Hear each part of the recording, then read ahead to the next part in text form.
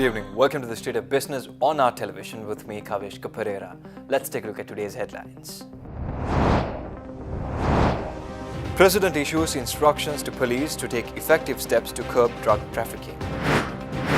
2 non-cabinet ministers and deputy ministers sworn in. News in detail.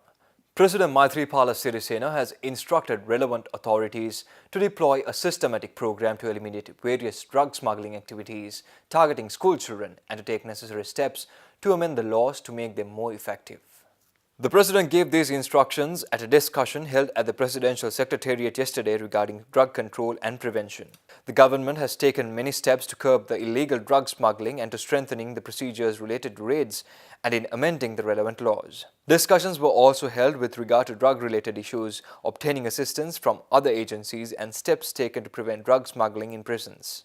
Secretary to the Ministry of Defence, Hemasiri Fernando, secretaries of the ministries, relevant heads of institutions, public officials, Inspector General of the Police and heads of the security forces were also present during the discussion.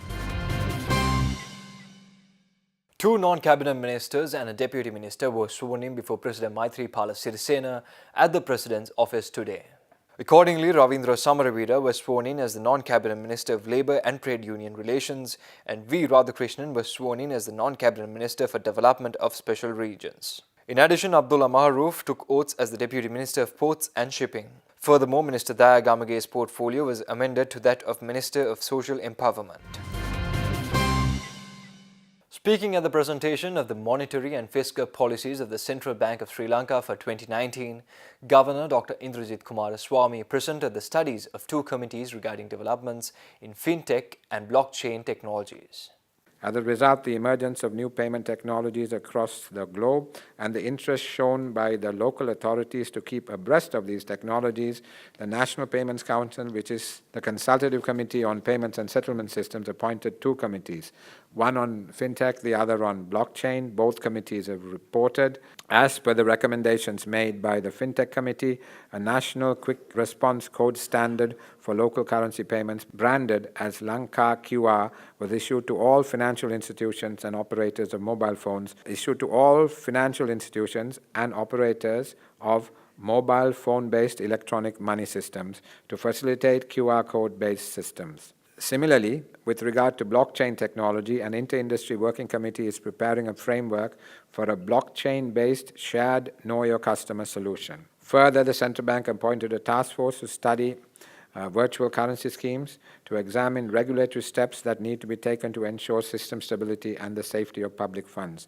In addition, several regulations were issued in 2018 to ensure safe and efficient payment and settlement systems in the country.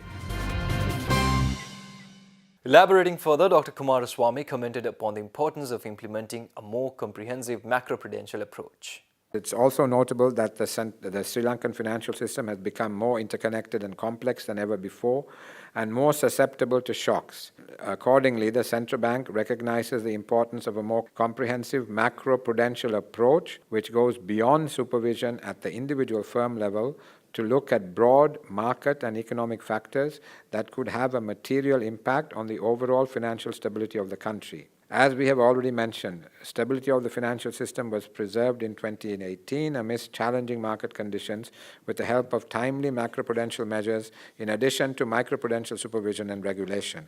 The Central Bank will continue to resort to macroprudential measures to stabilize the overheating sectors of the economy, which can undermine financial system stability. We expect to incorporate provisions for a stronger macroprudential framework into the proposed amendments to the Central Bank law. The amendments have a strong macroprudential surveillance component. There are new areas that we are looking at to operate under the macroprudential surveillance framework of the Central Bank. These include analyzing trends in the banking sector and non-banking sector exposure to the corporate sector, assessing the impact of dynamic provisioning frameworks on the banking sector, analyzing financial sector exposure to the household sector, evaluating the possibility of introducing escrow accounts to safeguard the residential property buyers and to achieve long-term stability of real estate market, as well as commencing multivariate stress tests for the LFCs covering credit, market and liquidity risks. Stay tuned for more news after this short commercial break.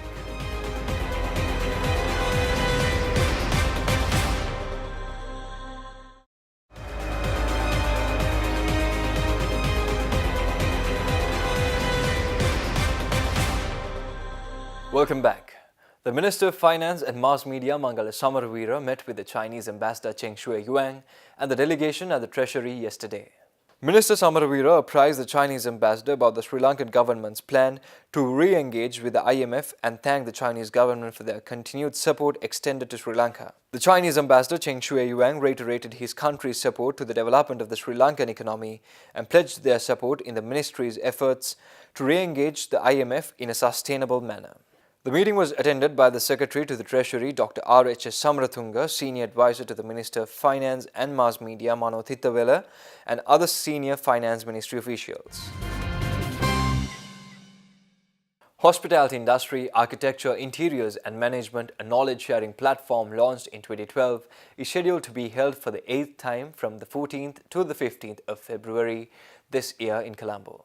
HIAIM promotes information and dialogue to find ways and means to help and to promote sustainable practices in the design, construction, equipment technology and operations of hotels and thus responsible tourism practices. The first 4 conferences were held in New Delhi, India, and HIAIM 2016 and 17 were held at Colombo and Kathmandu. The 2-day event aims to be a common knowledge-sharing platform to confer and exchange ideas on key issues and emerging trends and share best practices in the hospitality industry and recognize the efforts of the hospitality fraternity in this initiative. The forum offers a very unique platform to discuss and interact with industry experts who participate in panel discussions and also address pertinent issues of the hospitality trade through presentations, brainstorming sessions and case studies. The conference also has networking evenings for delegates, speakers and exhibitors, which is an opportunity to exchange ideas with the global industry leaders. Speaking at the campaign to stop killer robots held yesterday, the coordinator of the Sri Lanka campaign to stop killer robots, Yanithra Kumaraguru, expressed the following. The campaign to stop killer robots, or lethal autonomous weapons as they're more formally known, was launched in London in 2013 and since then has been working as an international coalition to preemptively ban fully autonomous weapons. Allowing weapons the autonomy to engage in critical functions such as target selection and attack by themselves brings with it a myriad of alarming consequences that strip away the fundamental premise of human dignity in decisions made in warfare. Human lives are reduced to numerical values, and a previously morally burdensome decision-making process that took cognizance of the human value of life is accordingly then reduced to a matter of algorithmic programming. The new decision-making process is devoid of human compassion.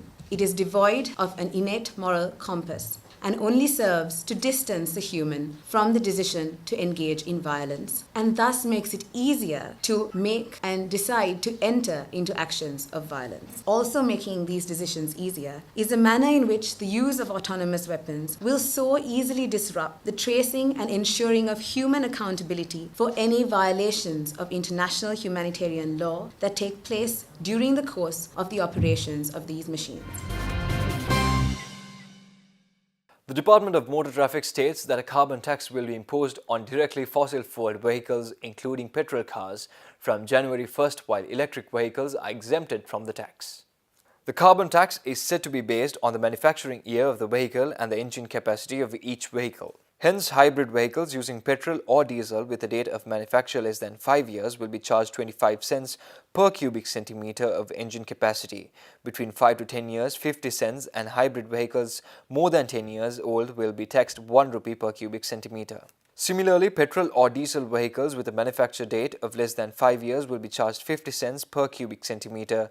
Between 5 and 10 years, 1 rupee, and more than 10 years, 1 rupee and 50 cents. Charges will be made through the provincial DMT commissioners when obtaining the revenue license. While the carbon tax is not compulsory for 2019, the charges for 2019 will be collected in 2020. Stay tuned for stock updates after this short commercial break.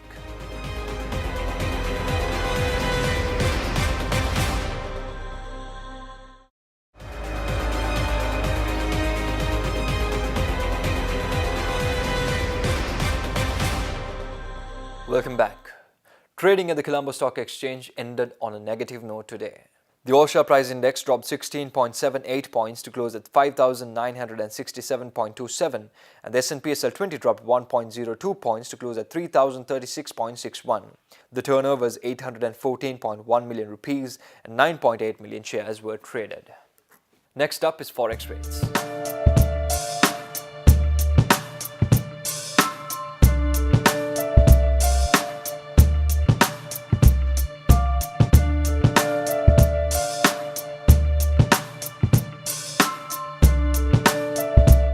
Well, that's all the news we have for today. Join us tomorrow with Biz Roundup at 7 p.m.